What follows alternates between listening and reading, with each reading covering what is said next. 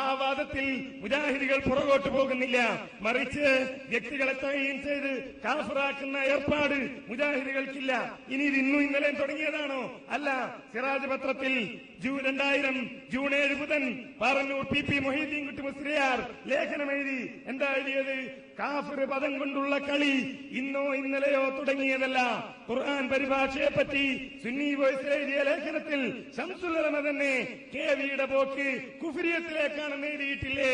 ഈ KVയെ കാഫിറാക്കി, KVയെ ഉള്ളാള് കാഫിറാക്കി, ഇങ്ങനെ മൊത്തം കാഫിറാക്കി. ഇല്ലാത്ത ആരോപണവുമായി ഉള്ളാളെന്ന് പറഞ്ഞുകൊണ്ട് ലേഖനങ്ങൾ വരെ വന്നു. ഇങ്ങനെ അങ്ങോട്ടും ഇങ്ങോട്ടും കാഫിറാക്കിയ ആളുകൾ മുജാഹിദികളെ വരെ മുശ്രിക്കുകളാണെന്ന് പറഞ്ഞില്ലേ? മുജാഹിദികൾ മഹാമുശ്രിക്കുകളാണെന്ന് ഈ ആളുകൾ ലേഖനം എഴുതി. ചുരുക്കത്തിൽ കഴിവ് അള്ളാഹുവിന്റെതും മനുഷ്യന്റേതുമെന്ന് രണ്ടായി വിഭജിച്ച് അള്ളാഹുവിന്റെ ഗുണമാകുന്ന കുദ്റത്തിൽ ഇവർ മായം ചേർത്തിരിക്കുന്നു. അതിനാൽ ഒറിജിനൽ മുശ്രിക്കുകൾ ഇവരാണ്. മാത്രമല്ല ഓരോ മനുഷ്യനും സ്വന്തം കഴിവുണ്ടെന്ന് വിശ്വസിക്കുക വഴി കോടിക്കണക്കിന് സൃഷ്ടാക്കളെ അംഗീകരിക്കുന്ന ഇവർ മഹാമുശ്രിക്കുകളാണ്. എങ്കിൽ ഇവരുടെ തൗഹീദി പ്രചരണം അതിശയകരമായിരിക്കുന്നു എന്ന് മുജാഹിദികളെ പറ്റി എഴുതിയ ആളുകൾക്ക് എന്ത് ന്യായമാണ് പറയാനുള്ളത്? നിങ്ങൾ ഞങ്ങളെ മുശ്രിക്കാക്കിയെന്ന്. ഞങ്ങൾ ആളുകളെ തഴീൻ ചെയ്ത് ആളുകളെ നിർണയിച്ചുകൊണ്ട് മുശ്രിക്കാക്കിയിട്ടില്ല. മറിച്ചൊരു കാര്യം ശിർക്കാണെന്ന് പറഞ്ഞിട്ടുണ്ട്, കുഫ്റാണെന്ന് പറഞ്ഞിട്ടുണ്ട്. അത് ഇസ്ലാമിക പ്രമാണങ്ങളോട് യോജിക്കുന്നത് തന്നെയാണ്, ആരും നിഷേധിക്കാത്ത. ഇനി ആർക്കെങ്കിലും വാദമുണ്ടോ? അള്ളാഹുവിന്റെ റസൂല് പഠിപ്പിച്ച ഒരു കാര്യം അത് തള്ളിക്കളഞ്ഞിട്ട് അതൊന്നും ഞാൻ സ്വീകരിക്കൂല, അശ്ഹദു അല്ലാ ഇലാഹ ഇല്ലല്ലാഹ് അശ്ഹദു അന്ന മുഹമ്മദൻ റസൂലുള്ളാഹ് എന്ന് ദിക്ർ ചൊല്ലാൻ ഞാൻ തയ്യാറാണ് എന്നൊരാൾ പറഞ്ഞാൽ അയാൾ മുസ്ലിമാണെന്ന് ആർക്കെങ്കിലും വാദമുണ്ടോ? വാദമില്ല. അതേ കാര്യമാണ് ഉമർ മൗലവി പറഞ്ഞത്, അതേ കാര്യമാണ് മുജാഹിദികൾ പറഞ്ഞത്. അല്ലാതെ ലോക മുസ്ലിങ്ങൾ എന്ന് പറഞ്ഞാൽ ഇവിടെ ഖുർആൻ വ്യാഖ്യാനിക്കുന്നവരല്ല. അബൂജഹലിനേക്കാൾ കടുത്ത ബാധകമാണ് ഈ ആളുകൾ ചെയ്യുന്നതെന്ന് പറഞ്ഞു. സത്യം തന്നെയാണത്. അബൂജഹൽ ലാത്തയോട് പ്രാർത്ഥിക്കാൻ, ഉസ്സയോട് പ്രാർത്ഥിക്കാൻ, മനാത്തയോട് പ്രാർത്ഥിക്കാൻ, ആ നാട്ടിലുള്ള ആളുകൾ മലക്കുകളോട് പ്രാർത്ഥിക്കാൻ ഇന്നമാ വലിയുക്കുമുല്ലാഹു റസൂലുഹു എന്ന ആയത്തോതിയിട്ടില്ല. ആ ആളുകൾ അവർ അല്ലാഹു അല്ലാത്തവരോട് ദുആ ചെയ്യുവാൻ വേണ്ടി വിശുദ്ധ ഖുർആനിലെ ഒരായത്ത് പോലും ഓതിയിട്ടില്ല. നേരെ മറിച്ച് ആ ആയത്ത് ഓതുന്നത് തന്നെയാണ് മഹാപാതകം. അബൂജഹൽ പോലും ധൈര്യപ്പെടാത്ത കാര്യമാണ് ഈ നേരം അത്രയും ഈ ആളുകൾ ഇവിടെ ചെയ്തു വെച്ചത് എന്ന് പറയാൻ മുജാഹിദ് പ്രസ്ഥാനത്തിന് മടിയില്ല. വിഷയം അതുകൊണ്ട് തന്നെയാണ് ഞങ്ങൾ പറഞ്ഞത്. ഞങ്ങൾ തെളിയിക്കും, തെളിയിക്കേണ്ടടുത്ത് തെളിയിക്കും. അത് തെളിയിച്ചിട്ടുണ്ട്, അത് ആളുകൾക്ക് വിശദീകരിച്ചു കൊടുത്തിട്ടുണ്ട്. ഇക്കാലം വരെ ഈ ഏകപക്ഷീയമായ വേദികളിൽ നിന്ന് ഇതാ നമ്മളെ മുശ്രിക്കാക്കി, ലോക മുസ്ലിങ്ങളെ മുശ്രിക്കാക്കി, ലോക മുസ്ലിങ്ങളെ കാഫിറാക്കി എന്ന് പറഞ്ഞ ആളുകൾ ആരാണ് ലോക മുസ്ലിങ്ങളെന്ന് ഒന്നാമതായി പഠിക്കണം. രണ്ടാമതായി ഈ സൽസബീൽ എന്താണ് പറഞ്ഞിരിക്കുന്നത് എന്ന് പഠിക്കണം എന്നാണ് എനിക്ക് വിനയപൂർവ്വം ഉണർത്തുവാനുള്ളത്. സഹോദരന്മാരെ, നേരത്തെ ഇവിടെ കൃത്യമായ ചർച്ച നടന്നു കഴിഞ്ഞു. അള്ളാഹുവിനോട് മാത്രമേ പ്രാർത്ഥിക്കുവാൻ പാടുള്ളൂ എന്നതിനുള്ള തെളിവുകൾ ഇവിടെ ഉദ്ധരിച്ചു വിഷയാവതരണത്തിൽ. എന്നാൽ അള്ളാഹുവിനോട് മാത്രം പ്രാർത്ഥിക്കുക, പ്രാർത്ഥന അള്ളാഹുവിനോട് മാത്രം നടത്തുക എന്നത് ഇബ്ലീസിന്റെ വാദമാണ് എന്ന് തെളിയിക്കുന്ന ഒരായത്ത് മറുഭാഗത്ത് നിന്ന് ഓതിയില്ല, ഒരു ഹദീസ് ഓതിയില്ല. ആകെ പറയാനുണ്ടായിരുന്ന ഒരു തെളിവ് അബ്ദുല്ലാഹി ഇബ്നു ഉമർ റളിയല്ലാഹു അൻഹുവിന്റെ കാലുകൊച്ചിയ സംഭവമാണ്. അതുമായി ബന്ധപ്പെട്ട കാര്യങ്ങളും ഇവിടെ കൃത്യമായി വിശദീകരിച്ചു. ഇങ്ങനെ വിശുദ്ധ ഖുർആൻ ദുർവ്യാഖ്യാനം ചെയ്ത്, തിരുസുന്നത്ത് ദുർവ്യാഖ്യാനം ചെയ്ത് പ്രമാണബദ്ധമല്ല എന്ന് നിദാന ശാസ്ത്രങ്ങൾ തെളിയിച്ച കാര്യങ്ങൾ തെളിവ് ധരിച്ച് പറയുന്നതിനെ എതിർക്കുകയാണ് ഞങ്ങൾ ചെയ്യുന്നത്. അസ്സലാമു അലൈക്കും.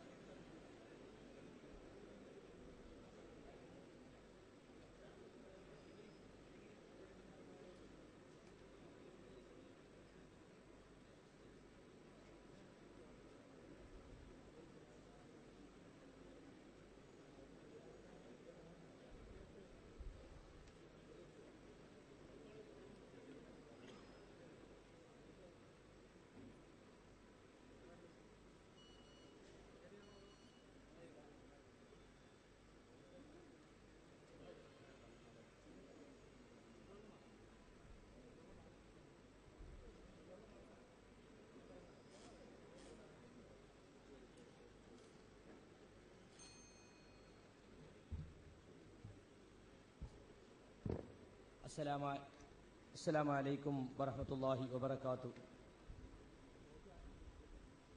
ഞങ്ങൾ ചോദ്യം ചോദിക്കുകയും മറുപക്ഷത്തുള്ളവർ മറുപടി പറയുകയും ചെയ്യുന്ന സമയമാണ്. ഇവിടെ ചർച്ച ചെയ്യപ്പെട്ട വിഷയം സൽസബീലിൽ ഉമർ മൗലവി എഴുതിയ ഒരു വാചകം, ആ വാചകത്തിൽ പിടിച്ച് തർക്കിച്ചാണ് ഇവിടുത്തെ വ്യവസ്ഥ എഴുത്ത് തന്നെ 2 ദിവസമായത്. ഏതായിരുന്നാലും അങ്ങനെ സൽസബീലിൽ ഉണ്ടെന്ന് ഞങ്ങൾ തെളിയിക്കും എന്ന് പറഞ്ഞപ്പോൾ ഞങ്ങളും ഉണ്ട് എന്ന് തന്നെയാണ് പറയുന്നത്. അതിന്റെ അപ്പുറത്തൊരു വാചകം കൂടി ഉണ്ട്, അതും കൂടി ഉള്ളതാണ്. അതാണ് ഞങ്ങളിവിടെ സമയത്ത് ഇവിടെ വായിച്ചത് നിങ്ങൾ ശ്രദ്ധിച്ചു കാണും. വൈന്നത്താത്തുഹിന്നക്കും ലമുശ്രികൂൻ എന്ന് പറഞ്ഞത് ഇതാരെ പറ്റിയാണ്? അപ്പൊ ഇന്നെ കണ്ട കുമ്പളങ്ങ അട്ടവനാൻ തോന്നുവോ എന്ന് ചോദിച്ചതുപോലെ ഗാന്ധീവത്തെ പറ്റിയല്ലേ, അത് മറ്റയാളെ പറ്റിയല്ലേ എന്നിങ്ങനെ ഉള്ളൊരു സംശയം യഥാർത്ഥത്തിൽ ഉന്നയിച്ചിട്ട് മുസ്ലിമീങ്ങൾക്കിടയിൽ ഫിത്ന ഉണ്ടാക്കാണ് ഇവരുടെ ഉദ്ദേശം. തക്ഫീർ സംബന്ധമായിട്ട് മുജാഹിദ് പ്രസ്ഥാനത്തിന്റെ നിലപാട് സലഫി നിലപാടാണ്. സലഫുകൾ, സഹാബികൾ, താബികൾ, താബികൾ അവരെന്താ സ്വീകരിച്ചത്? ശിർക്കും കുഫറും ഇന്നതാണെന്ന് വിശദീകരിക്കല്ലാതെ ഒരു വ്യക്തിയെ തഅയ്യൻ ചെയ്ത് ഇന്നവൻ കാഫിറാണ്, ഇന്ന ആളുകളൊക്കെ കാഫിറാണ് എന്ന് പറയുന്നതിന് അവർ വളരെയേറെ ഭയപ്പെട്ടിരുന്നു.